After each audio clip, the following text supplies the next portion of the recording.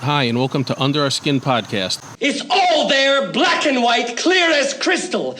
You stole fizzy lifting drinks. You bumped into the ceiling, which now has to be washed and sterilized, so you get nothing.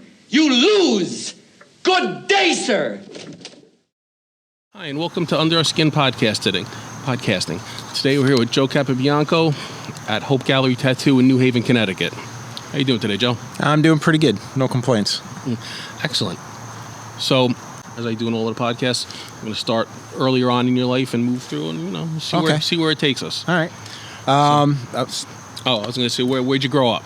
I grew up on Long Island, New York. I grew up, I'm on from the South Shore of Long Island, a town called Lindenhurst, like between Babylon and Copiague.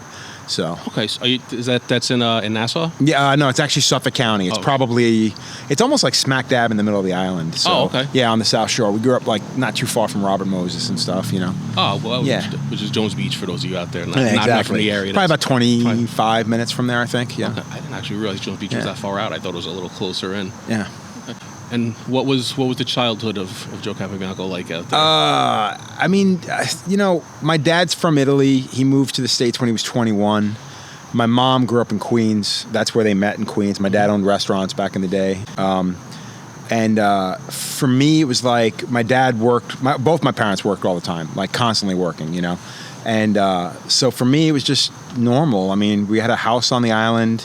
A nice big backyard, a pool, But I didn't have much of a relationship with my dad because my dad was always at work. My mom worked, days and nights. She was either a bartender at night, and that was later on in my life. But she was a waitress. Like she worked at the Lindenhurst Diner for most of my life. I think when she left there, she'd been there for 27 years before she got sick eventually and had to leave. But I mean, for a good chunk of my life, she worked there. Yeah. Wow. That's a long time to be at one job. And I remember, like, with being a kid, like, my dad owned the second or third restaurant my dad owned. He had it was a luncheonette that served breakfast, lunch, and occasionally dinner. And it was I remember a couple of mornings, like, my dad having to take us in before, for whatever reason, my mom worked late or whatever. And my brother would go to kindergarten, and I was already old enough, or preschool, I think it was. I don't remember, but I remember going to the luncheonette with my dad and being there at 5 o'clock in the morning when they were delivering bread and shit like that. So, but yeah, I mean, it was pretty, kind of an uneventful childhood, I think. I mean, pretty much kept to ourselves for the most part. Yeah, pretty typical. Yeah. This might seem like a weird question. How come your mom didn't work at the restaurants your father owned? Well, actually, she did work at the one restaurant. That's where they met. Okay. It was a place called, I think it was Villa Fiore was the name of the restaurant in Queens, which is where my mom grew up. And I'm pretty certain they worked together for a short period of time there. And then my dad eventually closed Villa Fiore and then moved closer to the island because that's, I think after they had gotten together and, they got married and stuff, they bought a house in Lindenhurst, and to be closer, because going back and forth to Queens from Lindenhurst, back then probably wasn't terrible. This is back in 1960, 60-something, 60. I was born in 68, so they probably moved out to the island at 65 maybe. Okay. And back then it was traffic was a little bit less, I would imagine. It's probably not as brutal as exactly. It is today. Yeah, dude, that's the worst part about Long Island. Oh, yeah. But, so yeah, they I think that they just wanted to be closer, so they opened up a luncheonette. I can't remember what town that was in. Me and my dad were just talking about it. It might have been Hauppauge or something like that. I wish I can remember. I don't even remember the name of the luncheonette, to be honest with you. But yeah, it was. He had that for many years too, and then eventually he moved out. He got out of there, and he stayed in the restaurant business up until I was like, probably until I was like my mid to late 20s, like to probably my late 20s. And then eventually him and his brother had a falling out. They had another restaurant on the East End, on Long Island on the South Shore. And they had a falling out. And my dad's like, I'm done. I can't do this anymore. I'm out. And became a butcher, did that for several years. And then eventually just got into landscaping. Love landscaping. Really? I mean, growing up, we had the biggest fucking garden you can imagine. Like this area that we're in now, my yard was probably 4 times as big as this. And the garden my dad had was probably the length of 2 of these. And it was immense. So the only time my dad ever cooked, like the one night we had with my dad was Monday nights. Monday nights was your father's night because he's off that day. Mm-hmm. He'd get in super late in the or super early in the morning, Monday morning from working on Sunday, because Sunday at the restaurant, usually restaurant closes around 10:30, 11 o'clock at night. They do a big dinner for all the people that work there, because I used to work at the restaurant too when I was a kid, which is some of my fondest memories growing up. But he would work late at night. I used to work on when I was probably 12 years old when I started going to work with my dad at the restaurant, and he would take me in sometimes on Thursdays, Fridays, Saturdays, and Sundays. And then Thursday nights, one of my cousins would take me home because my dad would stay there. And then Friday, Saturday, I would have to be there till 1 o'clock in the morning, 1:30 in the morning with them. Really? And they'd make a big dinner for all the employees at work. There was kind of a high-end Italian restaurant called Marco's in Hewlett. And Sunday nights I would work, and then one of my cousins would have to take me home because my dad's like, we're playing cards tonight. You can go home with your cousin Gail. So she would take me home, or one of the other people would take me home, and I remember waking up hearing the garage door open. Yeah. My dad had this big Cadillac. He used to park in the garage. Okay. So he'd come home at like 3:30, 4:30, 5:30 in the morning. You'd hear the garage door open up. He'd pull the car in, stumble into bed. And then next morning he was up at 9:30, 10 o'clock in the morning, cup of coffee, out in the garden, and be in the garden from before I went to school or after I went to school till I came home at 5 o'clock, 4 o'clock, or whatever it was. All day like and that night was the night he made dinner for us, and everything came from the garden. It was fantastic. That's awesome. That's real. Yes, straight up, like old school Italian. Guinea. Yeah, definitely. That's definitely. great, though. Yeah, no, I won't. I mean, I'd say the only issue I had is my dad always worked. My mom too. But we spent more time with my mom. My mom always made sure that there was dinner on the table. Like, we never ate fast food back then. It was like every night was, she cooked dinner for us. I mean, restauranting is like tattooing. It's a job that's it's all encompassing. Yeah, it just takes up all your time. Exactly. And everything. It just so intertwined with your life. Exactly. Switching from a restaurant owner to a butcher. When you said he became a butcher, did he open his own shop, or did he? No. It's funny. Like, working in the restaurant. Like, you're going back in the day when there was no schooling. Like, my dad learned what he knows through family. You know what I mean? Like, they knew how to cook. It wasn't like they went to school back then. Whatever. So back then, when you ordered, your beef or your veal or your chicken, anything in a restaurant, you got the whole fucking thing. Like, you got an entire rib, entire side of cow. You know what I mean? So he learned to butcher it. So he learned how to butcher back then. So when he got fed up with the whole restaurant thing, he was just like, you know what, fuck it, I know I can do this. Went to work at meat farms on the island, which is used to be a chain. I don't know if it still is. I know there's still one or two around, but it used to be a fairly large chain. Like a proper butcher and market. And so he did that for quite a few years, you know what I mean? Whenever we had a cousin that shot a deer, you know what I mean? Yeah. Like, they'd call my dad up. My dad's like, yeah, I'll be there in an hour. And they'd literally be hanging in the fucking yard. And again, another thing I remember is going to one of my cousin Angelo's house, and my dad showing up with all of his fucking, knives, and this fucking deer is hanging up there, gutted already, and he stripped the fucking deer, and he fucking laid out the roast, the ribs, the fucking, the loin, everything. And it was like he would tie the roast up for them, season it before he gave it to them. Like, it was crazy. Wow. And he'd have it knocked out in like, I don't know, back then, I don't remember exactly, maybe a couple hours. And he'd do that a bunch, you know what I mean? So for him, I guess becoming a butcher is something he enjoyed. He had his brother actually did own a butcher in Amityville, and it was there up until recently. He sold the business, I don't know, maybe 8 years ago, retired, went into real estate, his brother Carmine, and he I don't think the butcher's there now. I think that's now gone. But he did that for 25 years before he sold the business. Wow. So it wasn't everybody in our industry, or my dad's side of the family, was in some kind of like, whether it be the food industry. I think there was one brother, his youngest brother, who just passed recently. He went to college. He was one of the few brothers that was born here. There was one brother that was born here, one sister that was born here. And they went to college. They had proper education, I guess, and he went in for science or something like that. And he ended up going in and opening up a pizzeria. He owned like a pizzeria in Babylon for a long time. And then eventually he went into landscaping. And then when my dad got out of the restaurant business, he picked up a couple of shifts with him, and then eventually just did his own thing. My dad did that for 20 years. He just retired. He's Retired at 68, I think. And every day, 2 other guys that work with him. My dad was a motherfucker. I mean, he still is. I mean, he's a monster. You know what I mean? Really? He had just had a triple bypass. Not a triple bypass. He had a couple of stents put in. It wasn't a triple bypass.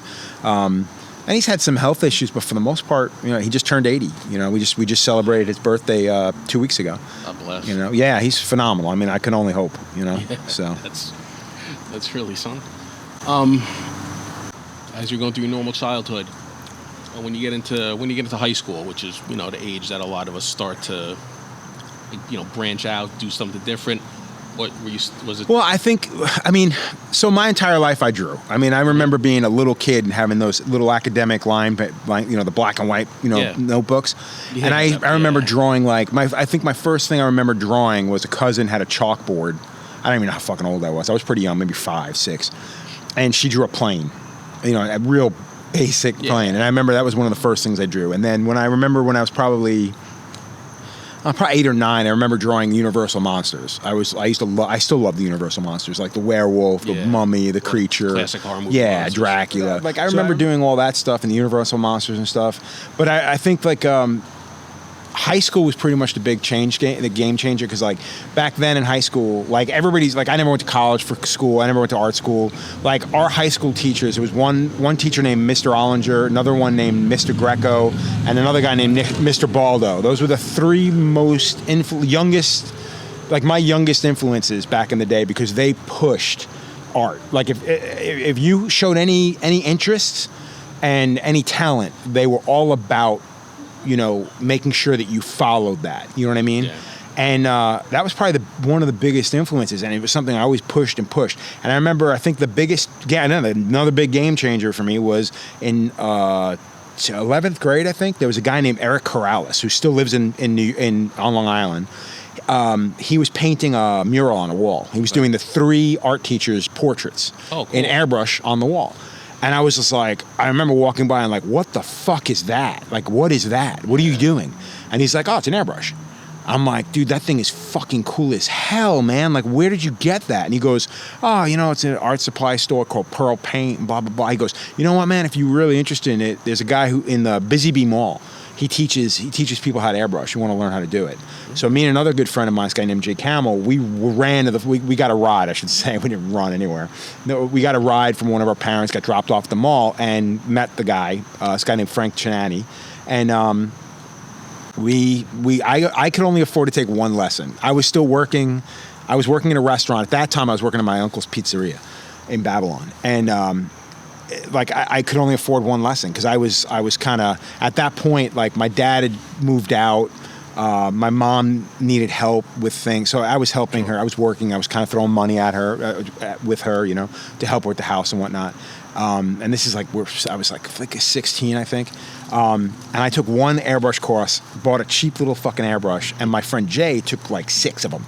And he bought the good airbrush, and he would come back to his house and teach me what he learned that day. Pass you on all the stuff that you taught him. Went in, got a job like 3 weeks later. He gets a job, puts in a good word for me.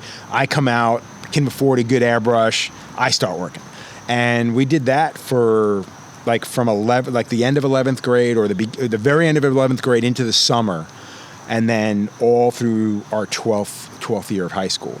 And then from there, we just moved on. We eventually opened our own little spot up in the mall. Mm-hmm. And we had a blast, man. I was making money. I was making good money, right, in high school. You know what I mean? Like, I can't complain, you know? What kind of stuff were you airbrushing back then? Oh, back then it was denim jackets. Like so that guy, Eric, man, the best fucking denim jackets ever. Like, they were fucking amazing. And this guy would always score the brand new fucking Iron Maiden cover, the Dio cover, like, and as soon as shit came out, like all the imports, all the fucking picture discs, this guy did every single fucking cool ass one of them. So for us, it was like, oh my God, and he was showing it off to us. And back then, you didn't have the internet, so it was like he'd have to show you photographs that he took. But dude, I remember, I'm having chills thinking about it. I remember all that shit. But the worst part is when you went to the mall, it was, you got the denim jackets, but then I came in just as Duran Duran. New Kids on the Block was kind of on its way out, and Duran Duran was kind of on its way in. Yeah. So I caught the tail end of New Kids on the Block and having to do portraits of New Kids on the Block on white T-shirts. And then eventually Duran Duran, occasionally Elvis, because the guy had an Elvis fan club that used to get stuff from him and shit. Cool. Satin jackets with dudes fucking eye rocks and shit on the back and stuff, like real fucking cuisine bullshit, like fucking straight up Long Island, like South Shore Long Island shit, you know.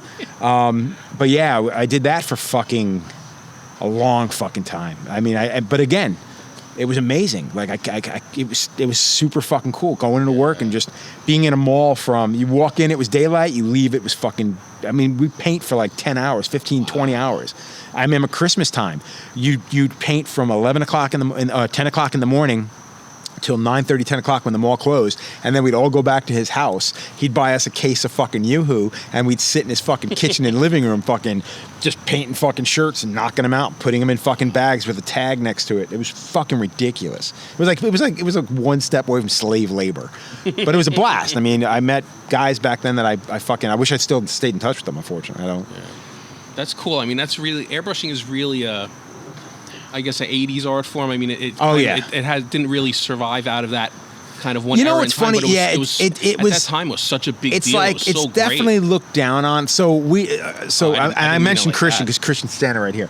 But so there's a thing up here called the IMC, Illustrators Masters Class, and it's put on by illustrators, like professional illustrators. These guys do nothing but fucking work in their trade, you know, and they host these week-long events. And I went to it. A good friend of mine, this guy Dan DeSantos, he's like, yeah, you got to do the Illustrative Masters class. It's a whole new level. And Christian had done it the year before. It blew him away. I'm like, fuck it, I'll do it. And this was going back, I think this was 3 years ago. Right, Christian? It was 3 years ago? So 3 years ago. And it's held up at, whatchamacallit, Amherst College up here in Massachusetts. Mm-hmm. And I went up there. It's a week-long intensive thing. And you get to work with these artists and stuff. And I brought my airbrush. Like, everybody's like, you're going to learn how to paint up there? Because I don't paint traditionally. I paint with an airbrush still. It's been... Really? Yeah, I've spent 30-something years, 35 years I've been working with the airbrush. And I brought my air compressor, my fucking cart with all my fucking paints and stuff. And I brought the airbrush, and I worked for the week, and I was afraid it was going to make, you know, because it's not loud, but the hissing and, you know, people get all into their thing, you know. I had one woman complain about fumes. She's like, does it make fumes? I'm like, no, it doesn't fucking make fumes, asshole. It's like, it's just fucking relax. Go to the other aisle, you know, whatever. And it didn't. No, not one person complained. And it wasn't until the very end of the weekend that there was one guy named Scott Fisher, who's a phenomenal artist, illustrator, works in comic books and books and stuff like that. And he came by, and he was the one guy I wanted to talk to because he was the one I kind of most felt like I was close to, like style-wise, I guess, whatever.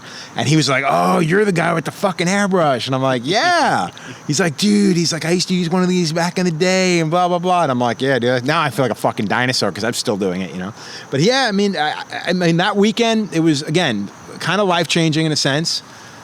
Not life-changing. It was a big deal. And, I mean, it's probably one of the best paintings I've ever done, being around all these people and taking those little hints and whatnot. It was cool. It was very cool. But it was very funny to see somebody recognize it, because not everybody else is looking at it as like, yeah, whatever, dude. So everyone, they were painting by brush? Yeah, airbrush, really? Paintbrush, watercolor, acrylic, oils. Most everybody now, especially at that time, everybody was learning oils. You know what I mean? And my thing is, like, I've always wanted to stand out, whether it be tattooing, art, whatever. I want it to be recognizable as being me. And the fact that I still use an airbrush, nobody else does. You know what I mean? So it's still that something like that is definitely what's going to it sets me apart. You know what I mean? Jimmy made a comment yesterday about, he's like, man, I'm glad you picked this drawing over that drawing, because this is what made you who you are. The problem being is, you know, what made me who I am isn't popular now, you know, and that's what we're going through right now in the industry, is that the more you stand out, it seems the less likely you are to, you know, glean popularity or get business from it, you know. You know what? I never thought about it that way. When, as you're saying it, it makes complete sense, because so many people just want to get what they see on Instagram, on Pinterest. Exactly. And what are you seeing? You're seeing, you're seeing dumb little shit tattoos, or you're seeing fucking photorealism, or you're seeing black and gray realism, or West Coast, or neo-traditional. Like, you're seeing the same thing, to the point where a lot of these younger tattooers, like, you can't even tell who did what. Like, they're phenomenal tattooers. I'm not knocking that, but you can't tell the difference sometimes between, you know, a Steve Butcher tattoo or a Carlos Rojas tattoo, you know what I mean? Or it's just one of those things where like while they're both to be admired, neither one of them has their own thing, their own little style that really stands out amongst everybody else's. You were able to apply whatever tips, tricks, whatever that you learned by artists doing regular brush painting. This is the bad part of doing this outside. I mean, it's a beautiful day out, which is nice. It's gorgeous. But yeah, we have a firehouse right across the street. I'd say, so what happened was I got my first tattoo, I was 21. I went to a place on Long Island with a bunch of friends. It was a friend's 40th birthday, or 30th birthday, I don't remember. No, I think it was her 30th or 40th birthday. She wanted to get tattooed. She knew a guy. We all go to the shop. It was a shop. And we all got tattooed. And I got my first tattoo, and she was bragging about, at the time, I'm no longer working in a mall. I did have my own little side thing. I still did side projects, but now I'm working for a place in Freeport, New York. And I was actually still painting jackets, leather jackets, and denim jackets. They were knockoffs of these fucking horrible Tony, what's his name? Tony Alamo? Or Tony Lama. No, Tony Lama's the boot. I think it was Tony Alamo or something Alamo. It was these fucking denim jackets that they put all this bling on. Dude, they were so fucking ghetto. They were fucking just horrible. So we're doing knockoffs. Like he's doing these one-of-a-kind things that he claims are one-of-a-kind, but they're probably being knocked out by like little Korean dudes in fucking LA, you know? So this guy on Long Island gets the idea, we should do this. And I'm like, cool. But he kind of lured me into the business by saying, well, you're going to design T-shirts. You're going to make up rock T-shirts and this, that. I'm like, sweet. So I'm doing one or two of those like a week. But for the most part, I'm working in the back, almost like a sweatshop style, fucking painting these denim jackets. Then he gets into, could you do this on leather? I'm like, fuck yeah, dude. So we're doing Harley Davidson jackets. Well, knockoff Harley Davidson jackets. So we're doing all that. And I did that. I was doing that for about 3 years at that time, 4 years. And the guy who was working in the shop, my friend who took us there for the tattoo shop, she's bragging about how great of an artist I am. Oh, you should see Joe's. You should see his stuff. You should see his stuff. And at that time, I carried a portfolio everywhere because you're always showing off your work, you know. And I brought my portfolio, and everybody looked at it, and they're like, "Man, this stuff is killer. This stuff is killer." But nobody, the guy who owned the shop, could give a shit. He's this old school dude. Yeah. But one of the guys who worked there was just like, nah, man, this stuff is good, dude. I want to stay in touch with you. And I had business cards. I handed him a card. Like 3 months later, I get a phone call from him. He's like, hey, man, or I shouldn't say it's a phone call. I got a pager. He called my pager. Yeah. And he's like, hey, man, would you take on some work? And I'm like, yeah, what do you want done? He's like, well, I'm doing a convention. And I think it was a Jersey convention. It wasn't national. It might have been the J.D. Crowe, Dennis Dwyer tattoo tour. This is way, way back in the day, and it was a big convention for the Northeast. This is when there was like literally 3 shows a year. Mm-hmm. So he was going to that, and he wanted a banner made up for his himself. It was Cliff's tattoo, and I'm like, yeah, sure, man, I'll do it. So I did this like. It's probably horrible now looking back on it now, but it was like this castle made out of skulls, like real fucking Hot Topic shit. And I do the banner, and he fucking loves it. He pays me for it, and he leaves. And he goes, you know, man, before he leaves, he goes, you should learn how to tattoo. And I'm like, yeah, I'm good, dude. Just give me my money. I gotta go. I get paid. I leave. 3 months later, I get another phone call. He gets in touch with me again. He calls me at my shop that I'm working at, the place I'm working at in Freeport. Yeah. He's like, you should come down here, man. You should get, we need to talk. And I'm like, I don't want a second tattoo. I'll come down. And he's like, I just opened my own place up. You should come down. I'm like, all right, cool. I go down there. I got my second tattoo there. And while I'm there, he's like, you got to learn how to tattoo. And he's got his own place now in Center Reach. And I'm like, nah, I'm good, dude. And he's like, no, for real, man. Like, you should really learn how to tattoo. I think you'd be really good at it. And I'm like, I'm not into apprenticing, man. I have bills. Like, I got shit. I can't. I got a good job. Like, I got medical coverage. Like, I can't do this, Yeah. Well, lo and behold, like 3 months later, 4 months later, I get laid off. He still keeps in touch with my good friend, finds out about it, calls me again at work, and says, you need to come down here tonight. We got to talk. And at that point, I had literally just come back from fucking unemployment. My bosses were like, yeah, man, we're going to have to let you go. But we want you to do side work, but we're going to have to take you off the books. So you'll get paid cash. And I'm like, well, when is this happening? And they're like, well, you can still make unemployment. And I literally left the office, went on unemployment, filed for unemployment, come back. And now I get this offer from Cliff. And I'm like, fuck it, I'll come down. I go down there. Before you tell me, so were you, when he previous times when he had asked you about coming apprenticing, were you just not interested in tattooing at all, or was it more like a monetary situation? I wasn't into tattooing. I mean, keep in mind. I mean, I grew up on the South Shore of Long Island. I was a fucking art fag. What we call art fags now. Yeah. You know, but back then I was like I played Dungeons and Dragons until I was 25, 26. Yeah. Like, I wasn't that fucking guy, dude. Like, I wasn't. And it's funny, in high school, I always hung out with, we called them heads. I always hung out with the heads because I wasn't a jock. You know what I mean? But I knew all the jocks, and then I started painting jackets and shit like that. So all the, like, that whole metalhead fucking stoner, those are the guys that were, but I didn't hang out with them either. Like, I was always the weird, and I still am till this day, and even in this business, like, everybody knows who I am. I shouldn't say it like that. That's not shitty. That's not my intention. But a lot of people know who I am because I've been in it for so long. But I have very few really good friends, and I have a lot of acquaintances. Like, I know a lot of people, and a lot of people know me, but it's always like, hey, how you doing? And you just keep walking. Right. These aren't the people I'm going and crashing on the couches, you know what I mean? So it wasn't something I was really into, you know what I mean? But at the time when I finally said yes, it was literally like, you know what? This is a cool medium. This is something different. And this is something maybe I can make a living at. You know, fuck it. If I don't like it, I walk away. Who gives a shit? Mm-hmm. The thing I didn't realize back then was tattooing is one of those things that once you start it and you start to learn, and you really, and it's not even the issue of like, you make your own hours, you do it, because Cliff's wasn't like that. You worked your ass off. Like, I worked 7 days, in the beginning I worked 7 days a week. I was there at fucking 11 o'clock in the morning till fucking 10:30, 11 o'clock at night, you know? What year was this around? This was back in 92, I think. 92, 93 is when I started apprenticeship. Right. I can say that's around when I started getting tattooed. This was this was probably the beginning of the shit show that took.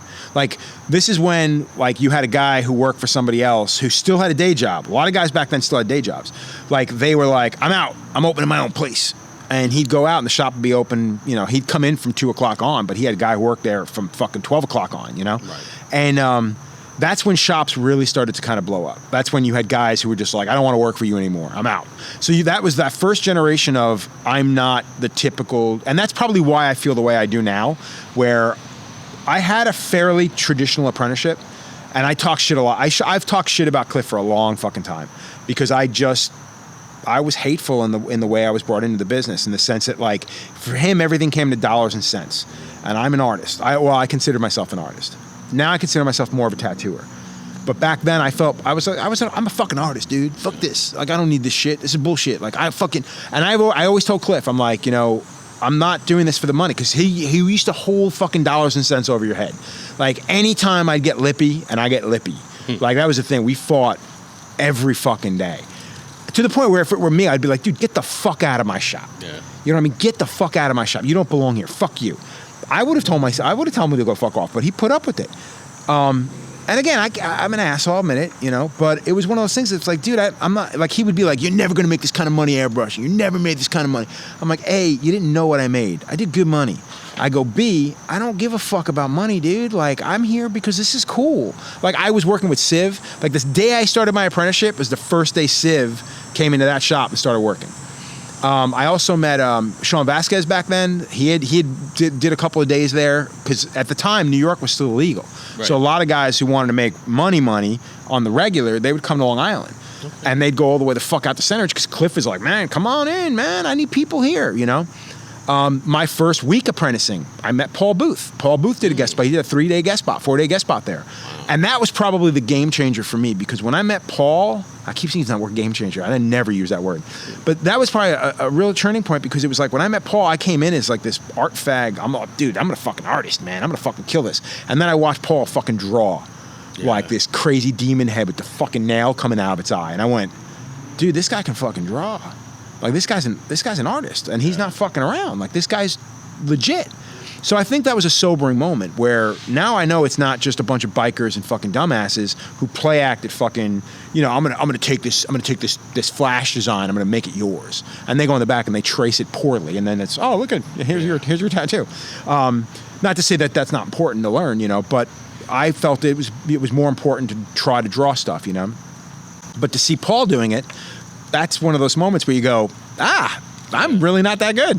Like, I can paint, but that's all I know, you know? I think at that time, in tattooing specifically. I think there was guys like Paul Booth. I mean, there was a lot of guys pushing the envelope of what you could do in which tattooing. is what I think helped me. And that was the time when it was happening. Exactly. Because back then, like, so I lived in Lindenhurst, and Center Ridge was a 40-minute drive.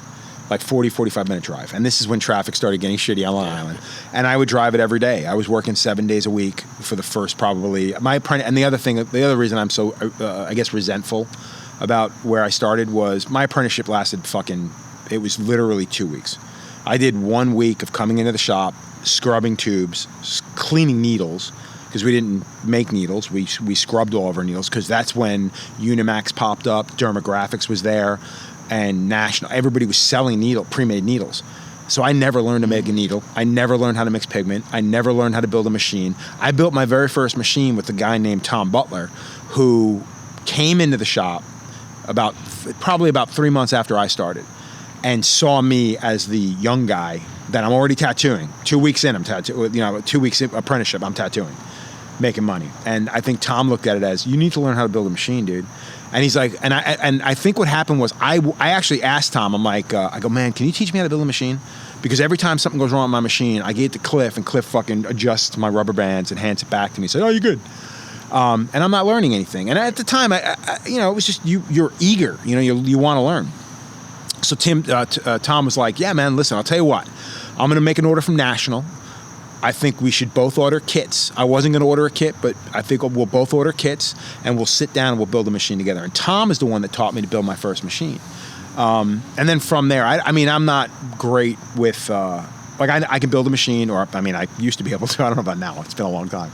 But he was the guy who really did sit me down and showed me how to build a machine. The first needle I built, the first needle I made was fucking 5 years into my career. My wife, who eventually became my wife, she's a tattooer as well. She was down south at the time. She's the one that was like, you never made a needle? I'm like, nope. And I was like a dick about it. Like, nope, never had to make a needle.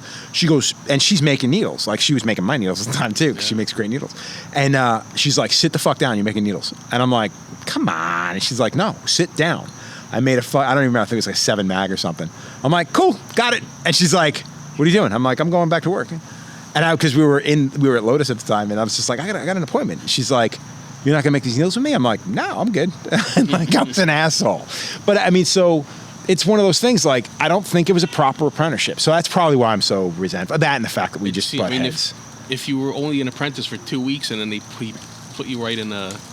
Yeah, I mean, I literally spent 1 solid week like literally drawing Flash. I made a bunch of like cartoon Flash because I was a huge Warner Brothers fan, so I had all these Warner Brothers books and Chuck Jones books. So I remember doing all this Warner Brothers Flash, Tasmanian Devil, doing everything. Oh, yeah. We're hanging it up on the walls. It's literally getting done, color photocopy on the fucking wall.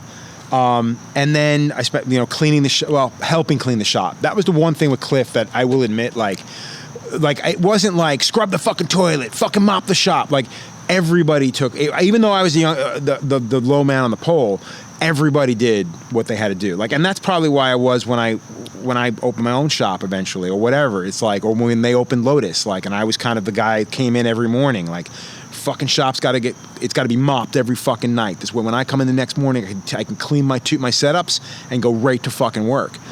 And that was something that was definitely instilled for me by Cliff. But the cleaning of the shop Cliff was insane with cleaning.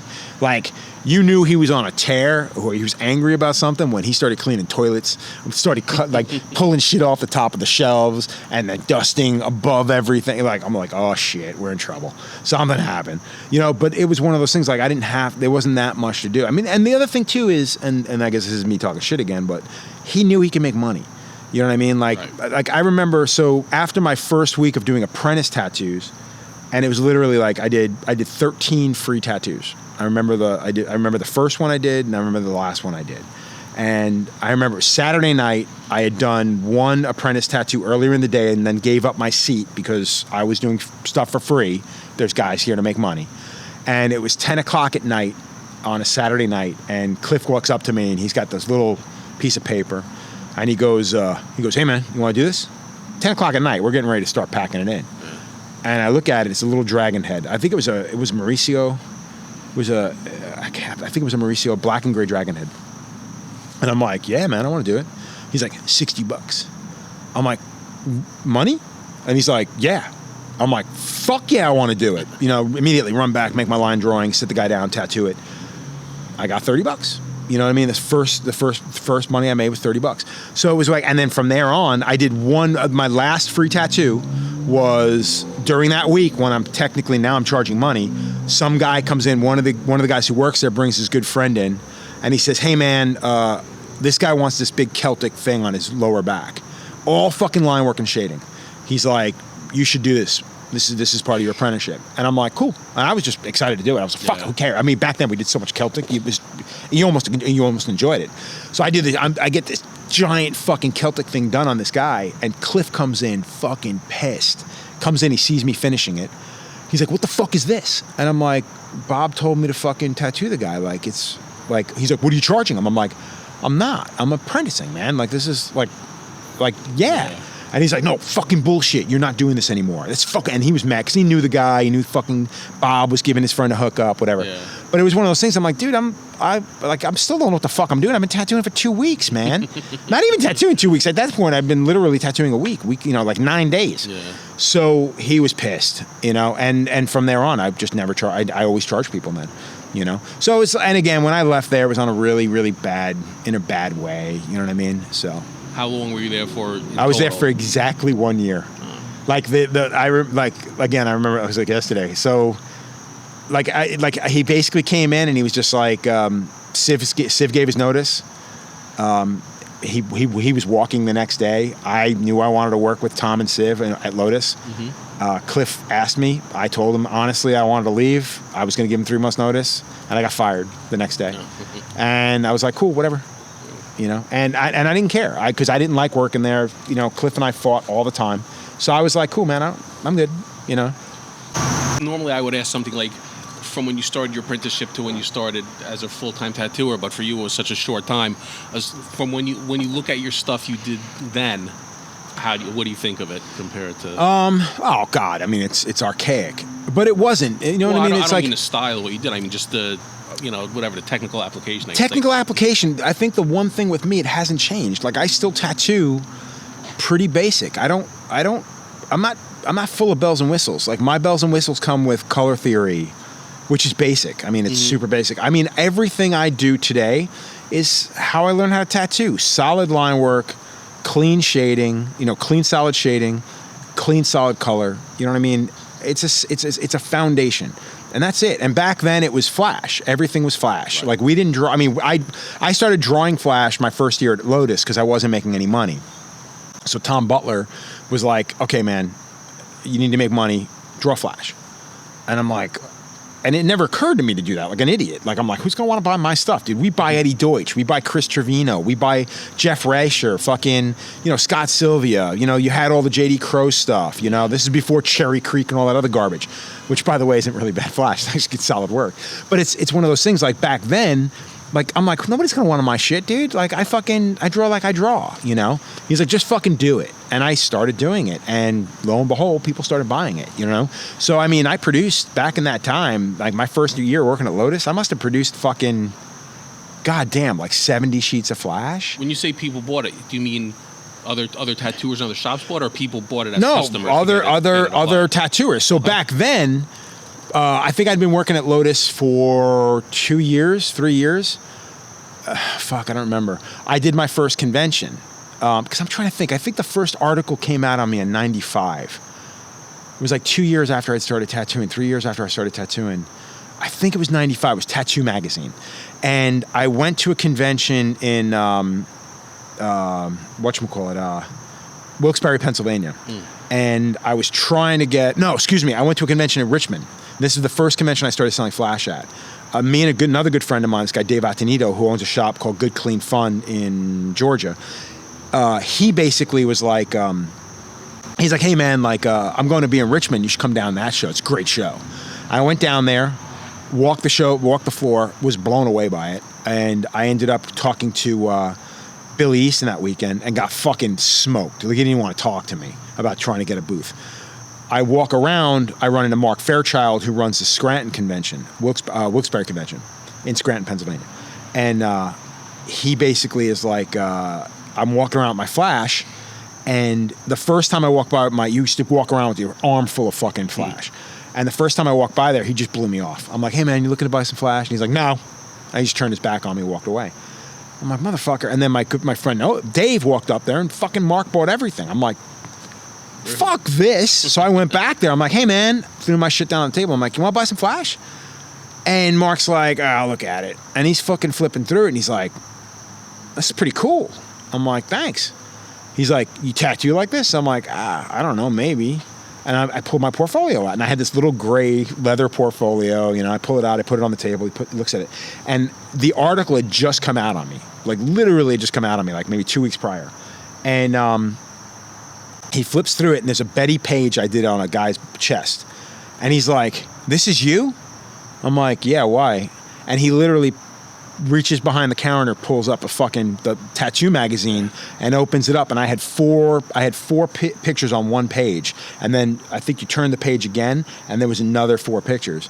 And it may not have been an article. It might have just been a piece on me. I don't remember.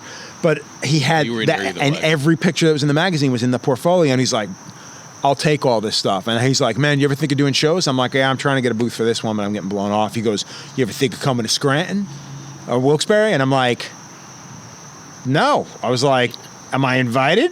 I'll do it. I'll come to the show if I get a booth. He goes, yeah, call me during the week. And he handed me his business card, and I called him during the week and stuff. But yeah, man, that was the first show I'd ever did was Wilkes-Barre, Pennsylvania. And that show back then, so fucking cool. So cool. By that time, so you're around 3 years into. Yeah, I want to say it was like probably 3 years in, 4 years in. No, it was like 3 years in. And how much of your own style had back come then, out so when I then? worked at Cliffs and my first year tattooing at Lotus, I did nothing but black and gray. And then a guy named Rob Vitale, he was a singer from Black Train Jack. He was a singer from a band called Nine Lives. Black Train Jack being an old school hardcore band, which I'm sure you're aware of. He hung out. He grew up in Massapequa, Long Island. Oh, I always thought they were from New Jersey for some reason. No, they're from Massapequa. And Ernie grew up in, I want to say probably Queens, because he's really good friends with. He's really good friends with Civ and stuff. So I want to say Queens, but I was a big fan of Black Train Jack, but I'm not a hardcore guy at all. So Rob wanted to get tattooed by me, and I was like, what do you want? And Rob was really starting to get into car culture. So he was like, man, I love pinups. And I was always into pinups, but I never did pinups on skin. I always painted them. So because I was still airbrushing, you know. So I had a bunch of paintings I'd done of pinups and stuff. And Rob's like, would you be interested in doing something like a girl in front of a jukebox? I'm like, fuck yeah, dude. So I did a Betty Page, which was an Olivia Betty Page, Olivia the artist, Olivia DeBarney's the artist. I did an Olivia Betty Page in front of a jukebox on his chest, and that was one of the pieces I got in the article, in the magazine. And that was the piece that literally was like, I want color, fuck black and gray. I had guys who got black and gray from me, like, man, can you do this in color? And back then I used so much fucking black. I'm like, I don't think so, man. That's a lot of black, you know. Yeah. But yeah, after that, I never did black and gray again. Well, I shouldn't say never again, but I almost never did black and gray again. Everybody wanted color, and that's when the pinup thing started. So it was literally like I did that one Betty Page, and then I did more Gil Elfgrens, fucking George Petty's, like all the classic fucking pinup artists, because I love that stuff. I did fucking I did Olivia girls on more people than I can count back then, and that was one of the things that helped kind of catapult where I ended up. You know what I mean? And back then there wasn't a lot of people doing it. You know, back then the color guys were doing straight up new school, chrome toasters, you know, like that West Coast San Francisco style. East Coast wasn't really known for that. East Coast was known for Paul Booth. You know, you had Guy Aitchison in the middle of the world, you know, in the middle of the country, and he was doing that biomech stuff. And so it was kind of a time where if you did something different, it fucking stood out. And that's really it. It's like I continued it, to this day, which is probably going to kill me, but I continue to do something that I do, and that's what got me separated. It's kind of weird in a way that you're doing only black and gray then, because you're known as a color guy now. I mean, for your colors. And the thing is, even to be honest, it's completely been detrimental to my career and my skills, because I do black and gray now, and I love doing it, and I like the way I do it. It's just that I'm not very good at it. I don't consider myself as good as some of the other classic.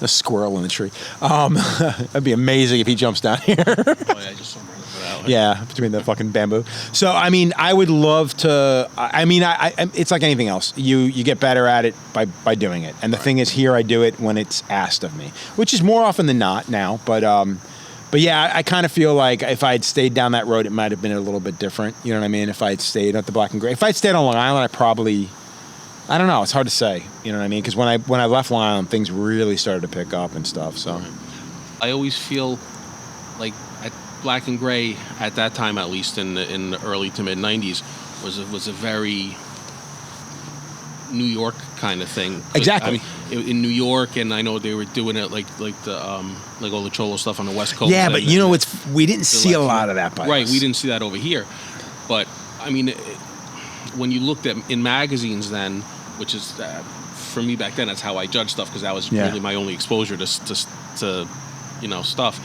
other than people I knew.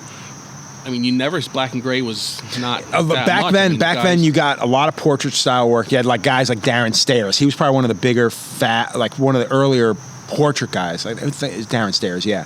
And then you had guys like, dude, I'm horrible with fucking names. But there was a handful of Europeans and a couple of Midwest guys. And then you had the guys in like towards New Mexico and stuff like that, like Brian Everett. Right. Cap Zumsky was a guy back then. Like, oh my God, like Cap did this. It was a color piece from Cap that I forced him to do, and it's fucking amazing. But back then, those are the Black and Gray guys that really stood out beyond Paul Booth. You know what I mean? Because for us, Paul Booth, Andrea, like for that Giger stuff back in the day, you know, even Sean Vasquez for that matter back then was doing a lot of Black and Gray. I'm trying to think of some of the other names. But the other good thing about the East Coast back then, too, is you had a lot of these European guys coming into town. And East Side Inc., that was the shop. I got tattooed by Bernard Luther there. Yeah. East Side Inc. was like the landing spot for a lot of amazing European dudes. You know what I mean? I mean, you know, Jonathan Shaw was the guy who brought, you know, Philip Lou to the States for the most part, I guess, you know. But fuck, dude, there was so much shit happening back then. And this was still when New York was still underground. Absolutely. Like, there was still so much to be gleaned from it back then, you know? Yeah. It was a different world. But magazines, man, fuck, I wish they still had as much sway as they do. Social media is destroying shit, in my opinion. It's killing it. I mean, it's blowing things up so fucking fast that I honestly believe it's fucking ruining shit. And I don't, you know, I mean, that's my opinion, obviously, but I feel like tattooing, you want it to walk a fine line between being really cool and edgy and something that a lot of people aren't getting, but not, on the other hand, being something that if someone sees you with a sleeve, they're gonna run away from you, exactly, screaming and yelling, and that's a hard line to walk. Yeah, and yeah, like you want it, like you don't want it to be, you don't want insanely everyone you see on the street, and that's the thing. I mean, but I still think it's going to bite everybody in the ass today. Like, I mean, there are people getting so heavily fucking tattooed. You know these motherfuckers. I mean, dude, okay, everybody bitches about the tramp stamp. What do half these fucking 19-year-old girls think they're going to look like in 15 fucking years? And we're not saying, what's your tattoo going to look like in 15 years? Right. No, we're saying, how socially acceptable is that fucking tattoo on your fucking rib or in between your fucking finger or on the side or the back of your fucking arm? What do you think that's going to look like? All the women that you make fun of on the fucking, on the line at the supermarket who got their tit tattooed or their fucking hand tattooed. What do you think you're going to look like in fucking 15 years? Yeah. You know what I mean? So it's one of those situations where everybody wants to be part of the trend, but nobody realizes where the trend is eventually going to die out, and you're going to be left standing there with the tramp stamp. And the thing that fucked up about that is tramp, like that lower back is a phenomenal place. It's a very flattering spot for a woman to get tattooed. Absolutely. You know what I mean? So if it's done properly, why the fuck's it a tramp stamp? Yeah. Dude, there's so many people that are just like, oh, you got this beautiful design. It's like, oh, this would look amazing there. Oh, no, I don't want a tramp stamp. Put it under my breasts. Oh, yeah, because that's going to look good in 15 fucking years. A big difference. You know what I mean? So it's like, it's just one of those things, man. Like, it's bullshit. And again, it's our culture, it's our people, it's our time. We're allowing the general public, we're allowing social media to decide what is right and fucking wrong. That is the most ignorant fucking thing in the world because nobody makes their own decisions. Right. You know what I mean? Like you get people picking tattoo designs based on what they saw first on Pinterest. That is the dumbest fucking thing. And you got people bringing in Pinterest designs going, I want this because of blah, blah, blah, blah, blah, blah, blah, blah, blah, blah, blah. Really? Because I'm certain that this design means something completely different for that other person. So why the fuck are you trying to make it fit what you want? Here's an idea. Use your own fucking brain. Come up with your own fucking design, or let me work with you, and then come up with a design that works for you. Let me ask you this then. I'm not quite sure how to put this. I'll put it so don't. No problem. Don't be offended on that. Oh, trust me, it's going to be pretty hard to defend. Do you feel like doing a show like Best Ink? Oh, yeah. Or shows like Ink Master now, and he's, whatever, LA Ink in Miami. I mean, I can't help but feel like those shows. I honestly think Miami Ink changed everything. Yeah. Miami Ink is the one thing that changed everything, and I'm not knocking it because I did it. And at the time, it was done in a way that you saw it, and it was, and it put the thing I admire most about Miami Ink, and it'll resonate with Best Ink. But the thing I liked most about Miami Ink was it was about the client. Because to me, when someone comes up to me and says, "What's your favorite tattoo?" I honestly can't answer. I can tell you what my favorite clients are. Yeah. And that to me means more than anything else. Like if I spend 5 hours tattooing somebody every 3 weeks and I look forward to that appointment, it may not be because of the fucking tattoo. I could give a shit about the tattoo. Right. I enjoy spending time with the client. That's what Miami Ink did. It basically took clients and it pushed them into the limelight and said, "This is about you. Why are you doing it?" The problem with that was when the media got a hold of it and said, "Now we need a worse story. We need a dead kid. We need a dead mother. We need a dead father. We need this. We need that." I think Chris said it once. He's like, I couldn't sleep at some points because these people are telling me the worst fucking horror stories about their daughter dying. And that's when it became a shit show. That's when it became no longer about the client, it became about the story. Yeah. And now everybody has to fucking have a story. Yeah, I've thought that when those shows were on the air. I mean, everyone who comes in, this story, that sob story, and I mean, not to lessen their stories, but I don't think of tattooing that way. And there's nothing wrong with getting a tattoo that has some kind of personal meaning to you. But I mean, they don't all have to have. They shouldn't have to have a meaning. People all the time they're like, "Why do you?" Hey, I think it's cool. I like it. Exactly. I mean, that's what tattooing should be about, man. And that's the thing that kind of sickens me. The whole Best Ink thing. And granted, I talk mad shit about TV. I still do, and I was on it. And I probably will for the rest of my life. But when I did Best Ink, so I got a phone call from somebody, and they said, "Hey, man, do you want to do Best Ink?" And this producer's looking for people. It's a competition show, whatever. I'm like, no, fuck that shit, dude. Fuck you. But then just before I hang up, I'm like, whoa, you know what? Who else are they considering? And he brought up one or two names, and one of the names is somebody I find completely despicable.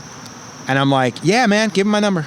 Like, pass it on. Yeah. So they reached out to me, and you have to do this fucking interview online where you, like a Skype interview where you can't see them, they can see you, whatever.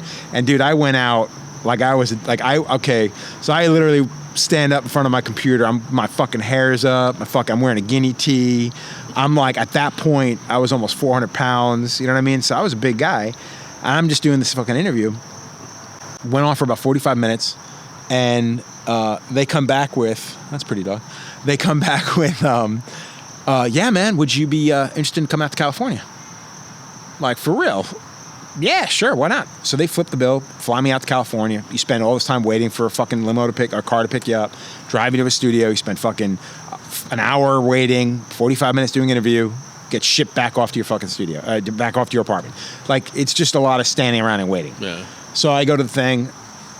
Like, fucking less than a week later, I get a phone call. It's like, so we're thinking about starting to film these dates, blah, blah, blah. Are you available? I'm like, you're asking me to do this? And they're like, yeah, why? What's the matter? Is that a problem?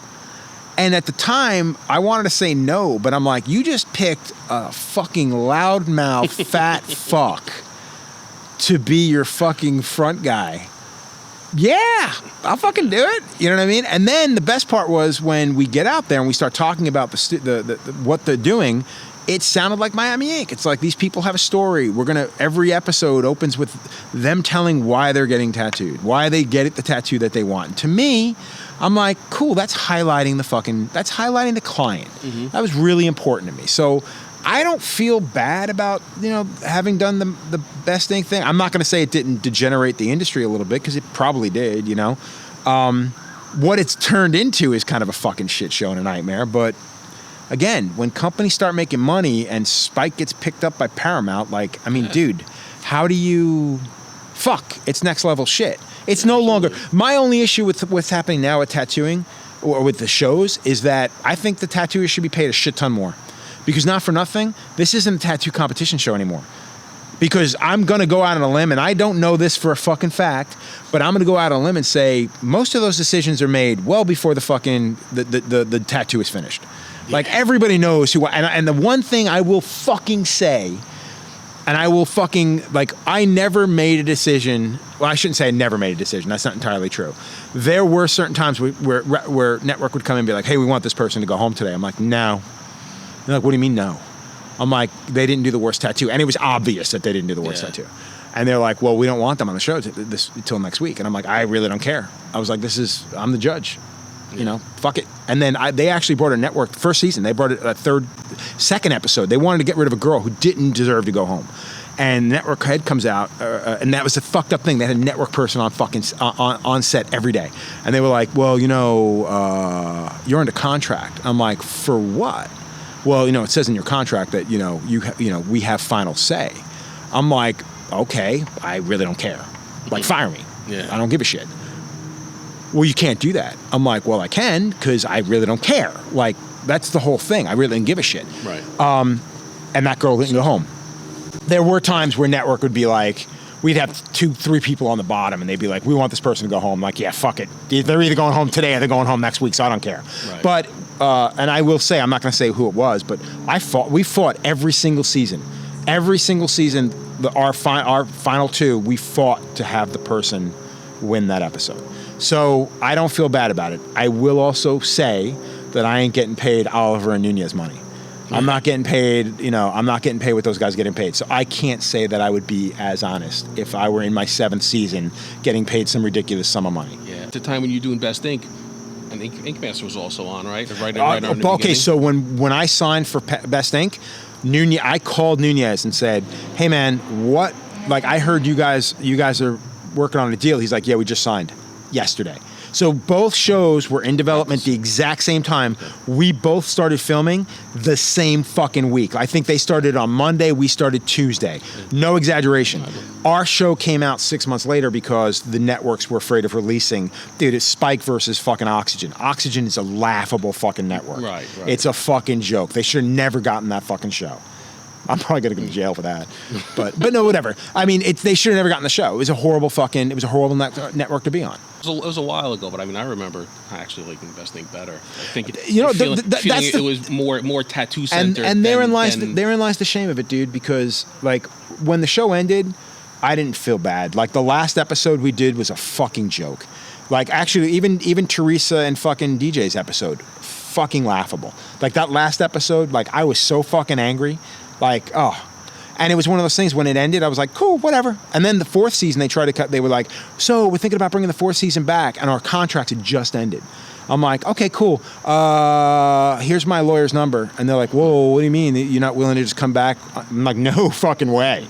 Like, you want me back, you're going to have to renegotiate the whole fucking kit and caboodle.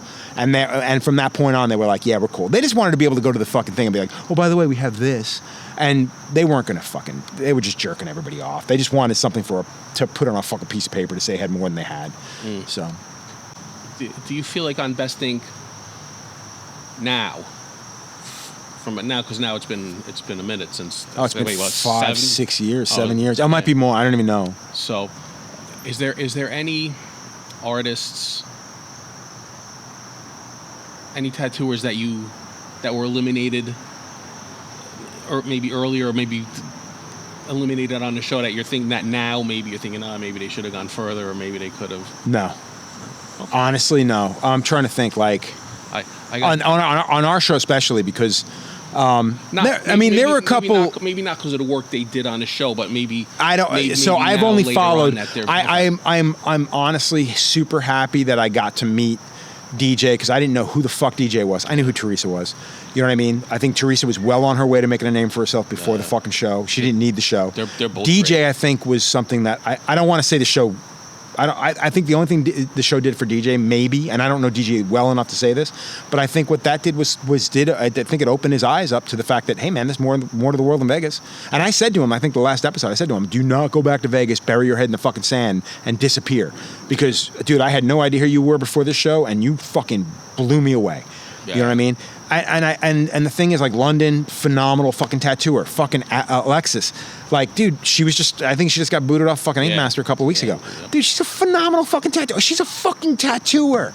Like, phenomenal tattooer. And then I heard why she got bounced, because I don't watch the shows, but I heard she got bounced because you put too much black in your tattoo. Like, give me a fucking, well, she did a really good tattoo and you're going to hold it against her? Well, you know, to me, that's always been the problem with Ink Masters, that the judging is suspect at best, and I don't want to accuse anyone. I don't want to say anything. Well, and that's the thing. I can't say for certain, but I've heard stories from reliable individuals, and I know, like, after seeing what went on with our show, the only thing that kept our show from turning into a fucking nightmare or a shit show was the fact that I don't give a fuck. Like, I look at it as like, dude, I have friends in this business. They'll call me on it. I had people trying to call me on the DJ Teresa thing. I had people trying to call me on the fucking last episode. Oh, you just voted for a girl. No, we didn't. We had a reason for why we did it. I can't tell you, but I can tell I've told the story a million times. But I mean, we had a reason for why we did it, and I wasn't the only one arguing it. Hannah Aitchison was too. So fuck them. Like, I can honestly say I'd say 98% of the fucking decisions I made were fucking ours, not fucking networks. Right. And if I did do something because of network, it was because, fuck it, they're going home anyways. You know? But again, I'm saying that knowing full well that I was getting paid dick all and I was going to be an asshole, so fuck it. I mean, because it's your reputation at that point. You're not doing it for the fucking money. Sure. Like, I can't walk away from this going, well, at least I made a shit ton of fucking money. Well, that's why I asked about when Besting started in relation to Ink Master, because I was going to say, in the beginning of Ink Master, they were probably making no money also. Exactly. I remember talking to Chris like during all that, and Chris straight up said, you don't start making money till like the 5th or 6th season. And I'm like, dude, there's no way it's going past first season. I was shocked it went to 3. I'm blown away by how far this has gone. I'm blown away by it. And good on him, man. I mean, that's phenomenal. It's fantastic. But again, going back to the original question, it's fucking everything up. Yeah. I mean, it's fucking everything up. But it's fucking everything up in the grand scheme of things. I think when you get down to the nitty-gritty of it, there's still a core group of fucking tattooers that don't give a fuck about what's going on. There's a core group of fucking clients that don't give a shit about what's going on. Yeah, absolutely. The problem being is I don't necessarily fit in that one, and I don't fit in this one. So that's where I'm at now. I'm in this in-between fucking space where it's like, oh, you were the TV guy. Oh, you were the fucking TV guy? So it's like, therein lies the fucking problem. So it's like, I find myself in a situation now where it's like, I'm not going to cater to either one. I'm not going to be like, oh, fuck the TV, fuck the, I can't. I play both sides of it. If you can't see that, right, then fuck you, dude. And that's the problem. It's like, because that pool is this big. Yeah. Well, I mean, I can't help but always think for tattooing and for subculture, kind of counterculture things in general, that, I mean, what you just said is spot on. You're always going to have your core people that's their lifestyle, right. And even when the big even when 15 minutes of fame ends, they're still going to be there, and everyone else is going to be gone. And well, the scary thing is, though, it's where this is going to lead us. You know what I mean? Facebook, Instagram. What's the next big thing? Nobody thought Instagram would last as long as it did, and look where it's at now. It's changing the world. I mean, fuck, you got, actors using it to fucking, tell people about the fucking rainforest, and you have the same amount of people telling people about the rainforest. It's all bullshit. So it's it comes to a point where it's this sensory overload, and it's what direction you happen to be looking in that directs you to the direction you're going in. So it comes down to who the fuck is right and who's wrong. And the problem being is we rely on social media for most of our shit, so what is right and what's wrong? You believe what's told to you, and that's that. You don't ever take, and that's the thing. It makes everybody lazier. Nobody spends the time to actually go and do a couple of different types of research. Well, you may, but you're probably 3% of the fucking population. Yeah, I know. I certainly don't research everything like that. Right. I see, but I mean, sometimes I see things on whether it's on my side of the viewpoint or the other side. Sometimes I see things that strike me as so fantastic, so ridiculous. I'm like, I have to look into this. I just can't. take it at face value. Right. It's just too much to believe. To believe. But no, I mean you're exactly right. I mean, so many people just see anything, and so many people see anything that bolsters their point of view, right. and they're just ready to get right behind and say, whatever you're thinking on Hillary Clinton is, I don't like to talk politics on something like this, but I mean the idea that she's selling babies from a pizza place in DC it's ridiculous. Yeah, but how many people are willing to back that because they happen to be looking that direction? Yeah, and people still, there's people that still believe that. I mean, dude, the fact that social media plays the role in politics that it does, dude, the fact that we have a president, oh, this is getting into politics, this is going to shit on somebody, but the fact that we have a president that tweets more than a fucking college kid, like a young college girl, first year in, like, oh my God. Yeah. And the shit that this motherfucker says that anybody can go out there and do the due diligent work. Not even just go online for 2 seconds and find it to be a blatant fucking lie. And this guy acts like, no, it's not. Makes up a fucking word like false news. Like, come on. Yeah. Again, I don't want to get into politics because, I mean, everybody's got their own thing. And I'm sure there are people who feel the same way about, the other side. But it's just one of those things. That's my problem with it. It's too much. Yes. Like, I would love to go back to the time where someone had to wait 3 months for that picture to come out. But then again, industry wouldn't be where it is now. The fact that you can see, I could do something, I could do the most amazing tattoo, blow people's fucking minds, put it online, some dude from fucking the middle of fucking Indonesia could see it and do one better within the same afternoon. Within hours of him seeing it. Yeah. So that's one of those things where our industry has grown, in my opinion, has grown entirely too fucking fast. And the biggest issue, I think, is there are just too many people willing to take advantage of that. The suppliers, the shop owners, and they've always been there, but now they can do it in record time. Now with the internet, you can get now they can out. do it in record time. I had a big lapse in my tattooing life. From when I first started getting stuff in the early 90s, maybe up until 2000-ish is when I got, and then I didn't get anything for, I don't know, 15, 16 years, something like that. At first I was still reading magazines and this, and then I kind of dropped out of reading magazines and kind of dropped out of keeping track of what was going on in the tattooing world. And then when I got re-immersed into it, and I discovered Instagram, and I didn't even have an Instagram account. Right. I may have had an account, but it wasn't something I used or anything. And when I saw this, and I said, geez, and I saw the work that some people are turning out, and just how many great artists there are, and how easy it was to find stuff. I said, this is really great. But like the flip side is what you're saying. It's oversaturation. It's too many people. It's too many. And it's not just in this; it's everything. It's everything. I mean, growing up on Long Island, man. I remember when framing became like framing artwork and stuff. Yeah. Someone opened up a framing shop, and someone was like, well, "I could do that. I'm gonna open up a framing shop too." And before you know it, and I only say this because I had friends who owned a framing shop, and their biggest complaint within 3 years of being open was, "Do you realize how many framing shops there are now?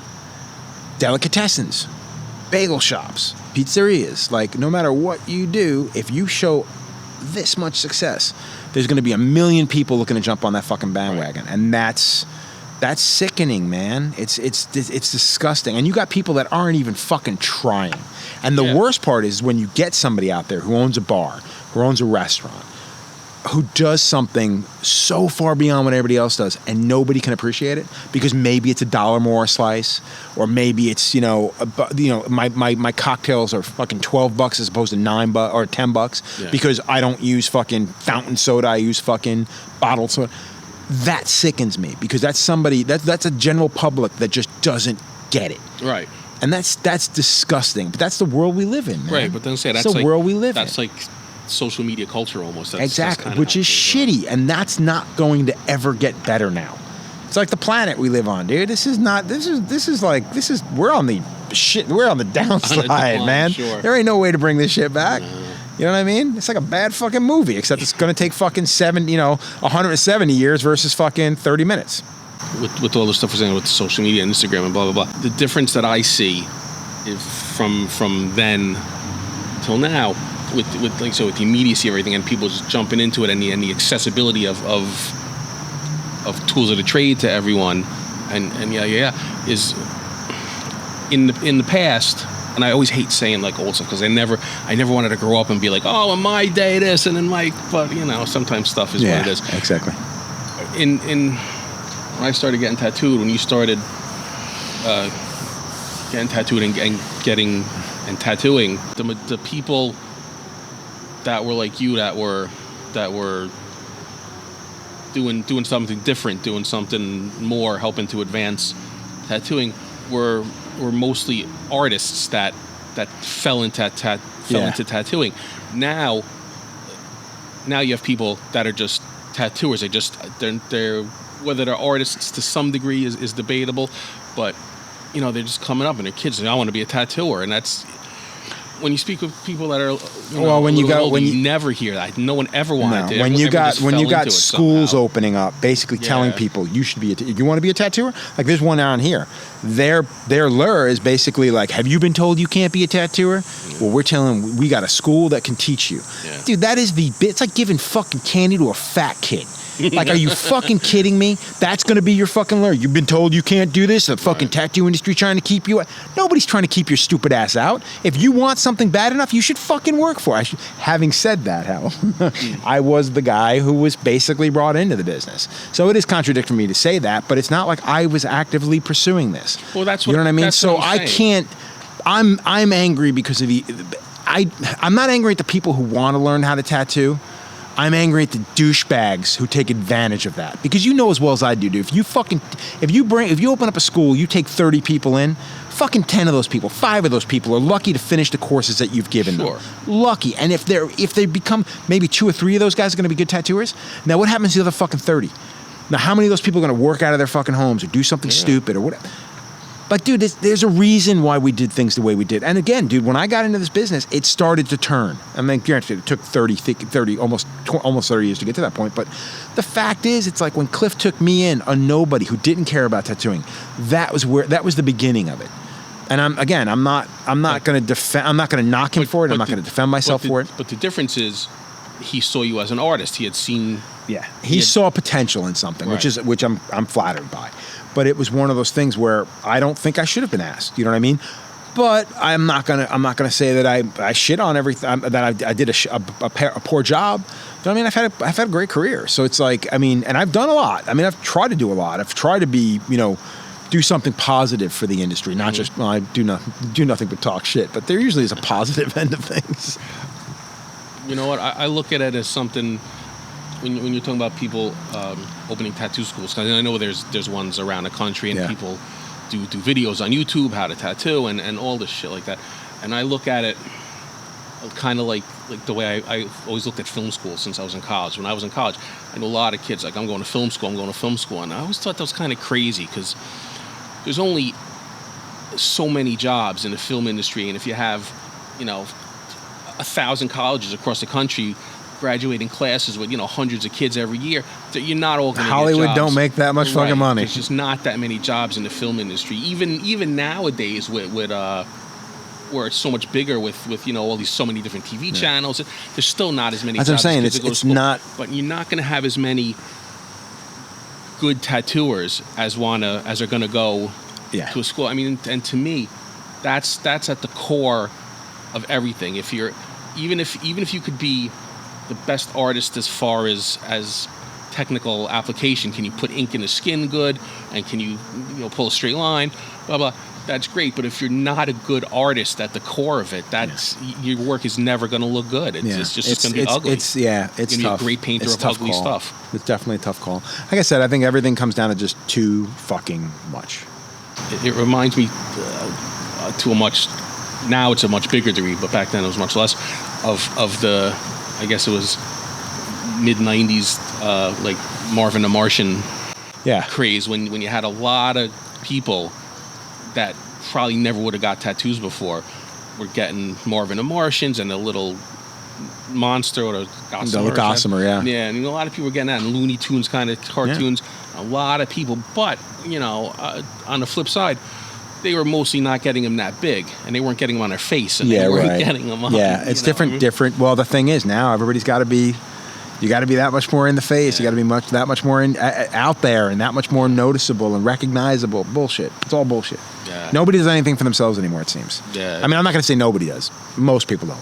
Yeah. Well, someone has to think of the one thing that everyone else is going to copy. Exactly. Well, I mean, social media makes people want to show their fucking lives off. I mean, I do it all the time, but for me, I'll be honest with you, it's about keeping my face in the fucking public's eye, because I look at social media as a tool in order to get people to see that I'm still tattooing, that I'm still doing what I do. The fact that I post pictures of my dogs and stuff like that, hey, if you don't like it, fuck off. I don't care. I remember the first time I posted a picture of my dog, someone got mad and they was like, I just want to see tattoos. I'm like, here's an idea. Eat a dick. You no longer have to see anything. Like, this is my shit, dude. Fuck you. I think for tattooers posting pictures, it's good to post some stuff. Dude, when you got guys showing off their fancy fucking, again, I've done pictures of my Cadillac, but to me that's a classic thing, and it's not an expensive vehicle. I'm not showing off. No, even if you post pictures of a car, I'm not even talking about stuff like that. Although sometimes I can't help it when I see someone post a picture of like a real expensive car. I'm like, yeah, well, maybe I don't want to pay you that much. Maybe you're making a little too much, but I just meant something like if you post occasional pictures of whatever, of yourself, of your dogs, of your shows vacation. You're a human being. Yeah, right. It makes you into a person. You're Exactly. you're not just a bunch of pictures on Instagram. But there's a lot of people, and I follow a bunch of them, that post way more pictures of themselves than they their do tattoos. And I'm like, well, that's good for your friends, but I'm not. Well, again, but I'm that's not that interested in your personal and I life. get that, which is why you stop following them. I mean, I've done that. I've had people that get too into. I mean, shit, I can't tell you how many people I've stopped following on these TV shows. Like, I just like, hey, you know what? I don't want to see anything about that. Goodbye. Yeah. Like, it's not me being an asshole. That's me just not giving a shit about the television shows. And I don't need to have fucking 9 people on my fucking feed showing me the same fucking video from fucking Ink Master. I'm sorry. Yeah, well, that's true. I just don't want to see it. So I just stopped following it. Yeah. You know what I mean? It's a shame because they are talented people, but that's cool. I'll check it out when everything's died down. Yeah. I'll do it at my own leisure. I don't want to have to wake up every morning to see the fucking next on Ink Master. Fuck that shit. You know what I mean? Fuck that shit. That's not what that's I'm funny for. too, because I follow some people from Ink Master and some people that are now that have gotten on. And don't get me wrong, I get it. It's their responsibility. Like when you get on these shows, I had to do it too. You know what I mean? And if somebody said, "Hey man, fuck that shit, I can't watch it." Yeah, you have an obligation. Yeah, I mean, dude, there were guys who got Twitter accounts just because they had to, because that's social media. So it was one of those things. Like, if someone came up to me and said, "I don't want to see this no more," I'm like, "Cool, I'm sorry, I got no choice." Yeah, you know what I mean? So I get it. You know what I mean? But that's the whole point of the social media thing. It's like if I don't want to see it, I don't have to see it. Yeah. You know what I mean? It shouldn't have to have it shoved up my ass. Yeah. You know? The Ink Master thing is definitely overload, because I'm saying, well, but dude, that's why it's where it's people. at, man. That's why it's where it's at. Yeah. You know, they do a good job. You know what I mean? They do a good job. Yeah. You can't knock it. You know what I mean? I just don't like the drama. I mean, it's the same thing. It's the same thing as like a TV show that's gone too long or a movie that just went too far. Yeah. You just sit back and it's like, dude, I just want to see it end. I'm cool. Like, let's just see it end. Like, that's it. Why does it have to go on for fucking 90 seasons? Like, how many fucking things are you going to continue to do?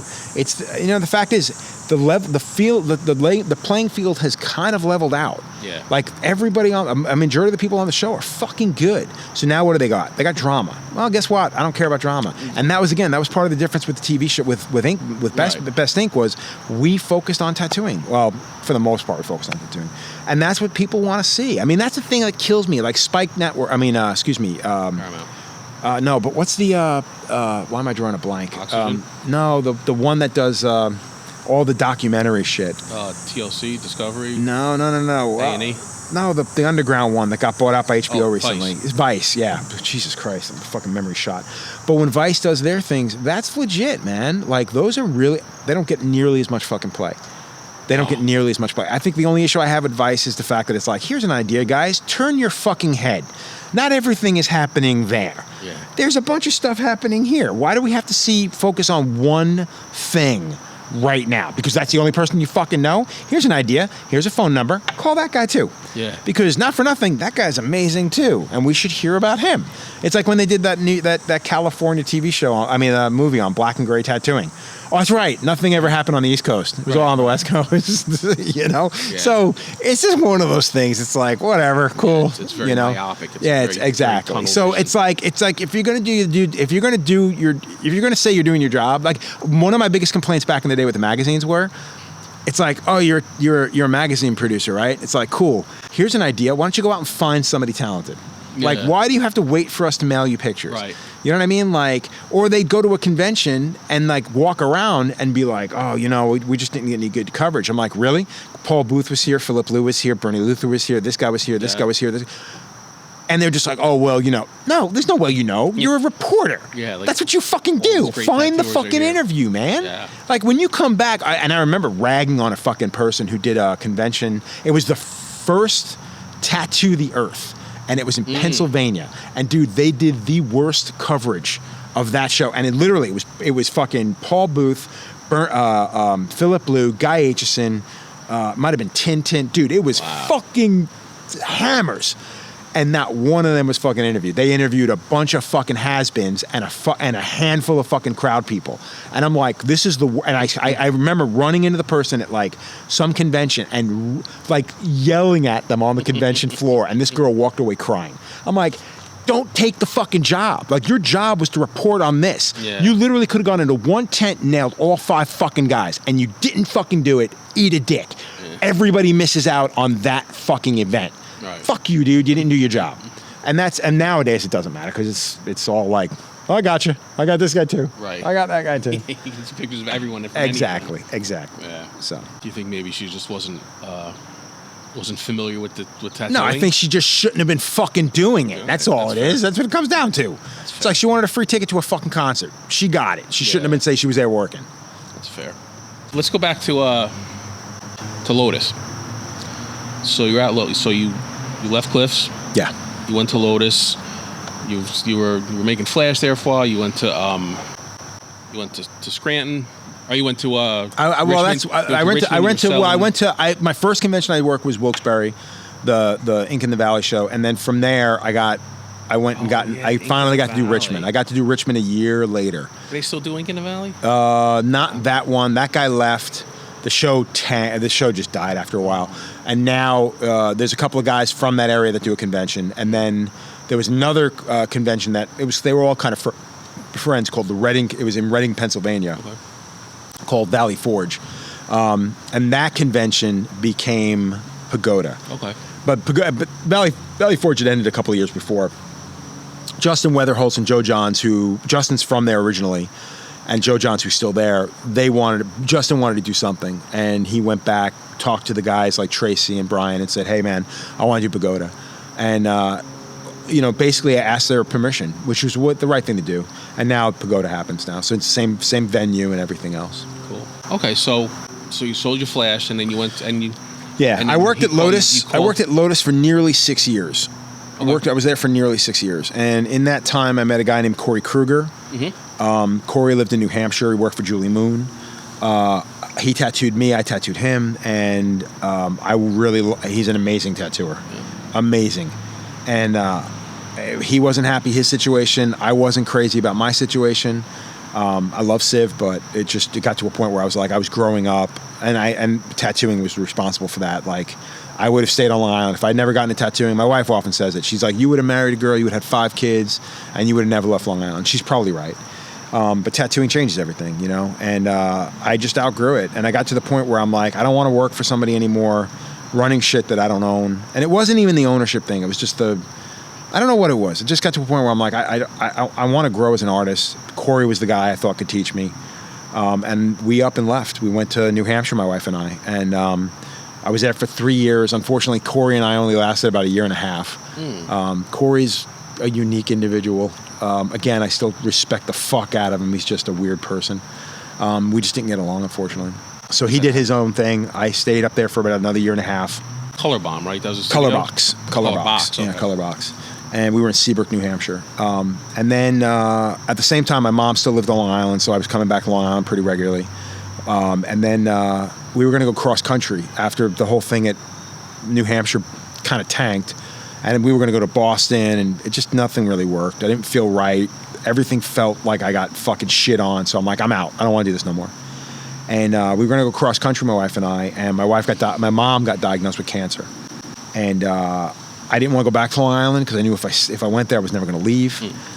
I was good friends with the guys at Dark Side here in Connecticut. So I stopped here. They offered me a place, pay rent, just come and go as I please. And it's an hour and a half from where my mom lives. So it was like I was able to do that. So I did that for a year. She passed in about a year after she got diagnosed. Oh, I'm sorry. And by that point, Dark Side, the owner of Dark Side, kind of had some issues. I couldn't be part of it. We were going to leave, and we opened Hope. And it was one of those things where you open something, you build roots, you collect shit, you get a bigger building, and now I'm here, and I've been here for 18 years now. So, yeah, 17 years. 17 years. Because Hope has been going on for nearly. It'll be 17 years. Next, I think it'll be 17. We started in '93, so I don't know, or 90. Yeah, '93. It's 19 this year. 16 years. 17. Yeah, 16 going on 17 years. So, because we've been here for 10. And we just signed our second 5-year lease. So. Oh, you were in a different location before this? We were in downtown. We were downtown for 6 years. We were there for 6 years. We've been here for 10 years. Like this month was 10 years. So 16 years. This must be a lot nicer than being downtown. It is. Really. It is nicer, but it's off the beaten path. And while we have a lot of the amenities, we just you lack that in and out. Yeah, kind all the of feel. stuff that's right there. Exactly. Yeah. Well, what about? I mean, you're not. This is not a walk-in shop, right? So I mean, you're not. No, but we do walk-ins, and nowadays you kind of have to, man. Like, I mean, the problem being is everybody's got books and booking and stuff. Yeah. Trying to find another couple of artists that I can get to work and do more in the way of walk-ins and stuff. Oh. So, I mean, I'm doing walk-ins now too. So, yeah. Who would have ever thought you'd walk in with Joe? Yeah, well, unfortunately, like I said, business has changed, man. It's not what it used to be. It's not what it used to be. That's for sure. When you were at Lotus. And you have a lot of hardcore guys come in there, a lot of band guys come in. Okay, so when we opened Lotus up, Civ is like he's like a straight edge god and a hardcore guy. Sure. You know what I mean? So when we first opened up, you had a lot of these young kids coming in, all these and back then, like hardcore on Long Island wasn't really, it was a thing, it was a scene, but it was small. Yeah. So you'd have literally like fucking 8 guys sitting at the counter, all fucking clean shaven and stuff. And then Civ, they're all there to see Civ. And it got to the point where the shop got a little bit of reputation as being this like skinhead shop, but they're not skinhead, they're hardcore kids. Yeah, sure. So you had the older generation of people and some bikers that were just like, what the fuck is going on there? What kind of shop are you guys running? And Tom used to get a little upset by it. Civ didn't care because it was just, they were fans, whatever. But Tom used to get upset by it, and he'd be like, dude, you can't let these guys hang out here. It looks bad for the shop. For me, my introduction to hardcore was Civ. Like, I grew up listening to fucking Kansas, fucking Jethro Tull, fucking, I grew up listening to old school, like, rock and roll and shit. Like, I didn't grow up listening to that stuff, So, for me, meeting Civ, like, I didn't know Civ was in a band until I think just before we left Cliffs. I knew he was in a band, and then he was like, I was in a band called Gorilla Biscuits, and he was cool about it. He never bragged about it or anything. But they must have been done by then, because I mean, they were totally done. But this is when like 91, he was being asked to come back and do Civ. So Walter had, basically called him up and said, hey man, I want to produce an album. Would you be willing to come back as yourself? And Civ's like, fuck yeah, dude. And so at that time, Civ was doing rehearsals, writing with Walter. Taking the train back and forth. I was driving him back and forth, from the train station to the shops and stuff. And then in the middle of all that, Tom's trying to open up Lotus. So it got to a point where he's like, listen, dude, we're like a month away from opening. You need to leave Cliffs, come to work with me. And me, like an asshole, couldn't keep my mouth shut. I'm like, yeah, I'm out. Like, I'll give you 3 months notice. And I got fired. So I didn't have work for like a month. I helped them build the shop. So when they opened Lotus, Civ had guys like Toby coming out, fucking Isaac, fucking his friend Devil, who's actually more of like one of the guys who hang around. Yeah, some of the guys from fucking Sick of It All and stuff. Like, so I got to be friendly with all those guys, more acquaintance like Danny, like Isaac was super fucking cool. I've tattooed him a bunch of times, Toby a bunch of times, but like it was always like I didn't care who the fuck they were. Like it meant nothing to me. To you, they're just other guys. Yeah, I didn't care. When we had Dickie Barrett come into the shop from the Boss Tones, I was excited about that because I was a big Boss Tones fan. Yeah. But I didn't like he literally came in. I'm like, hey man, how's it going? I'm going because I'm like, if he's an asshole, I'm gonna fucking break every fucking Boss Tones fucking cassette I have and disc. He's super. Cool. Yeah, super. I met him twice. He was super nice. But I just met him in passing. Tom used to tattoo him. I met him only once, but I'm very, very brief also in passing. But I have two fast Dickie stories I'll tell. The first time I saw the Bosstones was here in New Haven at the Tune-In, and they were playing. It was long ago. It was I think they only had the first two albums: the Devil's Night Out, and I forgot the second one, the Yellow one, whatever. More Noise and Other Disturbances, maybe. Yeah, that might be it. Yeah. So they're playing, and the show's going on, and there's a huge pylon on the stage. So I'm up there, and I was skinnier back then, and so I'm there, and I'm way up. I'm up on top of everyone on stage, and I got thrown back, and I fell, and I knocked over this big stack of amps or something, whatever, speakers. Not amps, a big stack of speakers. And so the bouncer basically picks me up by like my belt in my pants loop and my shirt and throws me off the stage. And Dickie somehow, through all of the million people on the stage and everything, he saw that and he stopped the band from playing, and he berated this bouncer on the stage in front of everyone. These are my fucking fans, don't touch them. And I was like, wow. And I really felt, that made me feel a lot of respect for him. Not specifically because it was me, but just in general for his fans. Because it's not like he called me up and he's like, hey, whatever, I'm sorry it happened. Yeah, right. But I mean, just for his fans, that he would do that, and I thought that was cool. I think Civ is a lot like that. You know what I mean? Like he's always been like I've heard interviews and stuff because I've lost touch with Civ over the years. But things I've heard is like he's very similar to that. When Lotus was open, I remember a lot of times looking at.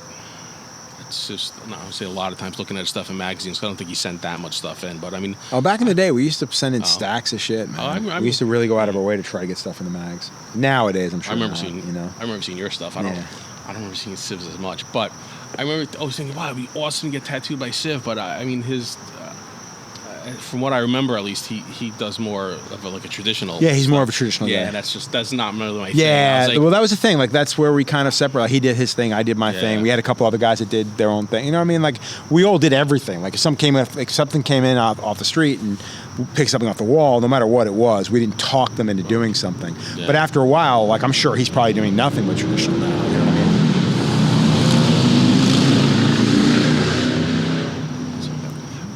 Yeah, I mean, everyone, I guess, goes to their own style. Well, yeah, you get to a point in your career where you want to do what you do, and that's it. Yeah. I mean, it would have been cool to say, hey, I got something done by Civ, but I wasn't going to get something that's not really my thing. Just to say it was. Yeah, just to say he did it. Cool, but not cool enough to actually put it on me forever. Exactly. I guess. What do you think about all the new school stuff going on? I mean, new school is. I don't know if it's big for people getting it, because I hear stories from new school places that they don't book that far out. They don't. I think again that goes down with what I was saying before. I think that if you're in the trend right now, they're very popular. But I think if your style stands out more than most, you're not going to be nearly as popular.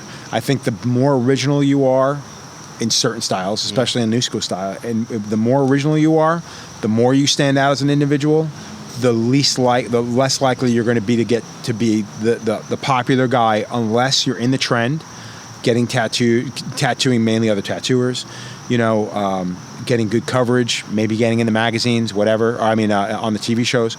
But I think that new school right now is at a lull because there's plenty of people doing it, and they're doing it amazing. Like there's some, to me, like I think new school guys are like the animators of our business of our business. Like these guys are truly unique individuals. They're doing something that nobody else is fucking doing. They're doing it their fucking way. Mm-hmm. I mean, they're doing what I did back in the day.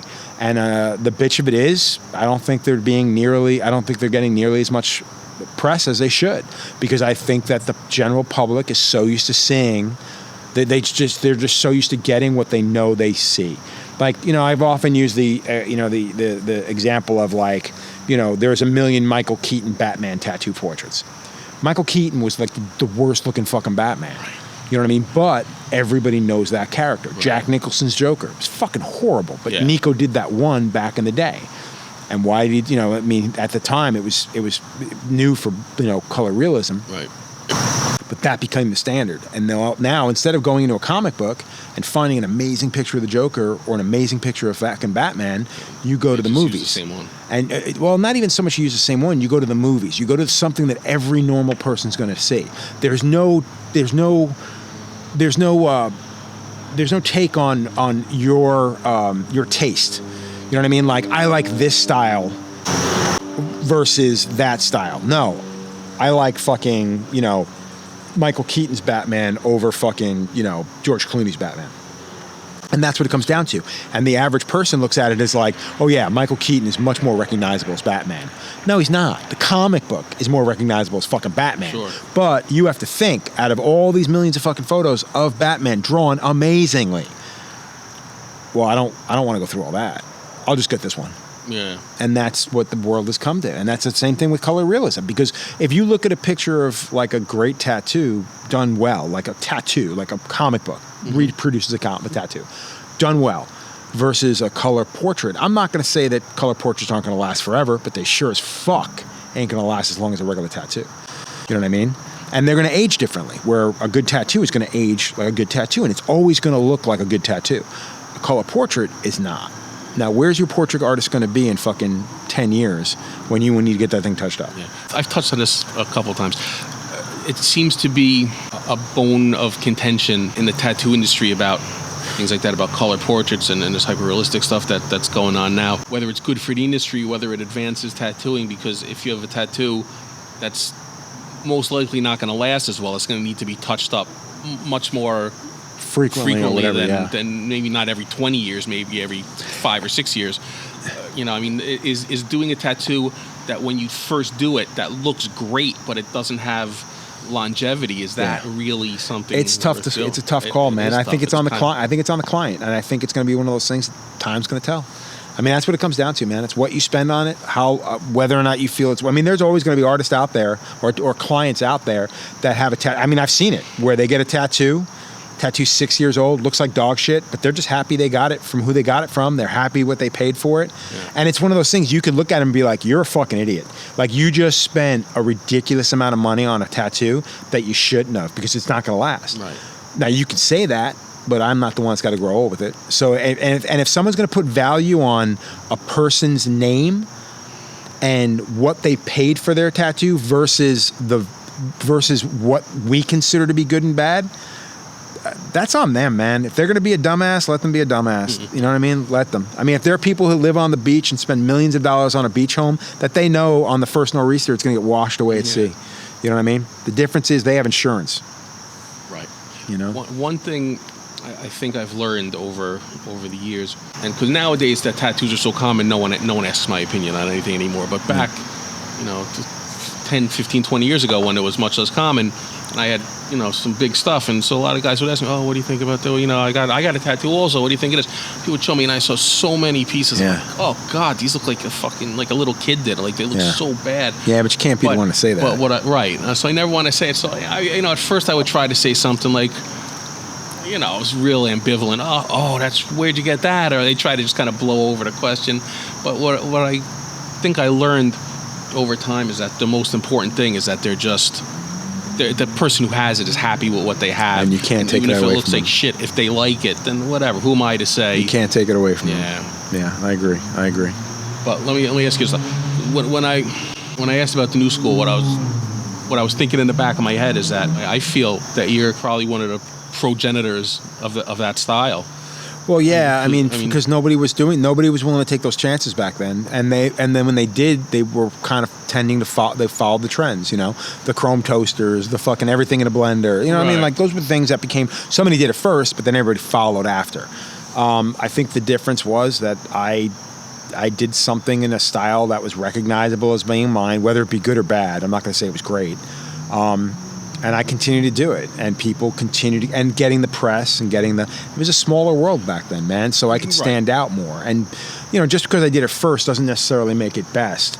You know what I mean? But, no, I'm not saying anything like that. I'm just wondering for your thoughts on it as you know what, man? Like asking Black Sabbath, well, what do you think of metal now? Everything starts somewhere. I think the difference between, say, using music as an example, I think it's definitely better now than it was back then for me, for tattooing wise, not metal. I don't care about that. It's not me. I can't make that decision.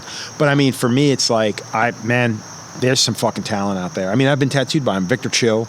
Like, that guy is fucking ridiculous. Yeah. You know what I mean? Like, so, and that's someone who works within the fucking boundaries of what we want to see, a great, solid tattoo. You know what I mean? So I think the talent pool is just so much fucking larger now. And again, being able to see, like back in the day, if I went to Japan and picked up a book on manga and brought it back and let that influence me, I mean, I had to go to Japan to do it. And in order for somebody else to see it, they either had to go to Japan as well, or they had to see me do it. Right. Now, again, you go online, it's like, oh, what's the new hot shit in fucking Bali, Indonesia? Ah, cool, man, I got that. Even with that being true, I still feel like sometimes when I look at tattoos from certain, like these Russian tattoos or something like that, like you see these guys still have kind of a style that's from that area that people well, and that's what's beautiful about that. Over here. But that's what's beautiful about that. And that's what's beautiful about that. It's the fact that you still do have that. Like European, when Bernie Luther, Philip Blue is like, I want to say, I guess the originator of like European Japanese. You know what I mean? Philip Blue, Klaus Furman, fucking Little Mick, Tintin, you know what I mean? Like, I'm drawing a blank on fucking names. There's so many fucking great names over there. And those are the guys, Bernie Luther, these guys started something, that was just like, fuck, that's European shit. And it wasn't until later on the Japanese style, the traditional Japanese style, became much more popular. But to me, I grew up on Philip Blue style Japanese. Right. I prefer that over anything that's traditional. You know what I mean? So for me, that's important. I think with tattooing and the new school thing is so ridiculously all over the place. There's really no way of saying, well, the European new school or this kind of new school, because and again, and I think with social media today, it fucking blurs all lines. It blurs all lines. So like, something that Timmy B does here that he's known for doing, that he created, that's being done all over the world now, which is a shame because it was Timmy B's thing. But now, there's guys you look at it, is like, who did that? That's not Timmy. So that's a bummer. That bums me out. But it's because I don't think people look at it now as like they don't have to create themselves. They just have to recreate what you did. Yeah, but I think there's still new school guys, and Timmy B is one of them, that have a style that's oh no, I'm not saying he doesn't. I'm not saying he doesn't. I think the problem being is that everybody else can easily ape that style nowadays. Sure. It's a lot easier to ape styles nowadays than it was back in the day. You know what I mean? Like I said, they're guys like I said, they don't have to be better than you. They just have to be as good. And 9 times out of 10, they are.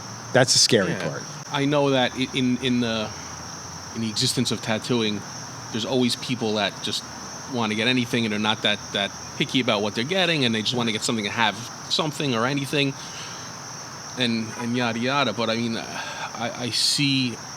I guess it's just because of social media, though. I see nowadays with such frequency, people saying, "I want that." Like, I want this tattoo that someone else did. And that's the problem. And that's. I mean, just wanting it exactly. And for years, we would say no. But now you've got 10 times the amount of tattooers. Yeah. It only takes one to say yes, and that's the problem. And now everybody does it. Now everybody's like, cool, I'll do it. No problem. Oh, you want that copied exact? No problem. There's fucking Instagram sites that are calling people out based on that. They're calling people out on fucking copying Tattoo Flash. Like, I do Flash, like we do these Flash events. I buy Flash, I pick up Flash, whatever. I'm waiting for somebody to be like, oh, you weren't supposed to tattoo that. I'm like, dude, you sold Flash. Yeah. Now, if you told me you were selling a print, that's different. It's the same people who make the books of all their fucking line drawings. Like, I think that's cheap, dude, because it's like you just took all your books, all your line drawings, put them out in a book, and then don't expect anybody to copy them. It doesn't say anything in there about not copying fucking the artwork, and you just made a fucking line drawing book. You know what I mean? Like, so to me, like, I remember when I did my first sketchbook, I said, this is meant to inspire, not meant as reference. Like, these designs were done on people. Dude, they were being done left and fucking right on people. So the next book I do, I fucking drew everything for it and said, you know what? You want it? You want it? It's yours. Fucking knock yourself the fuck out. As a matter of fact, I called the book Knock Yourself the Fuck Out. Or Knock Yourself Out. Because people weren't listening to me anyway. So now I'm just going to draw it. I'm going to fucking reproduce it like Flash in a style, in a thing that everybody seems to know, and I'm going to sell it. And the next one I did was called Bite Me, with the same thing. It was made as Flash. Right. Do it as much as you fucking want. I don't care. And the worst was, it was done after the time that nobody buys stuff anymore. If you can't get it online, why buy it? Right. Who cares? Right, why buy it? Because you can get something online. Exactly. Yeah. Exactly. So, which actually gave me a good idea. Never mind, I'm not going to get into it here, but I just got a good idea. So. All right. Well, you know what? If we're not going to get into it, I think we've hit on a lot. Yeah, I think we're good. We've got a lot covered. We're good. So I guess that's it. I guess thanks, Joe, for doing the interview. No problem, man. Thank you for coming out. Appreciate it.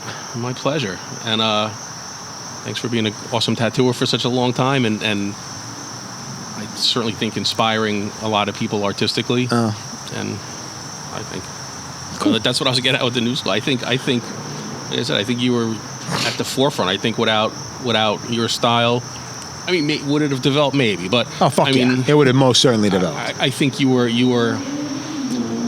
at the forefront of it, and with the style that's certainly there's something to be said. Yours. There's something to be said for being in the right place at the right time. That's all it comes down to. I don't know. Listen, I mean, you have to have. You could have been in the right place at the wrong time with a totally different style, but you weren't. I mean, you got your style, which is very recognizable as yours. But like I said, to me, when I look at it and I look at what is in new school tattooing now, I can't help but think that it's somehow linked back to your stuff. That your stuff was like I said, was there at the beginning and kind of inspired, was the step. The step in that direction. I appreciate that. Something Thank you. That. Thank like you. The missing link almost, and something like in that way. Thank you. So that's it. So thanks to Joe for doing this interview, and thanks to everybody for listening. And be sure to like and follow us on everywhere, on Instagram, on YouTube, on any podcasting platform you may be listening on. And that's it. And thanks. We'll see you next time.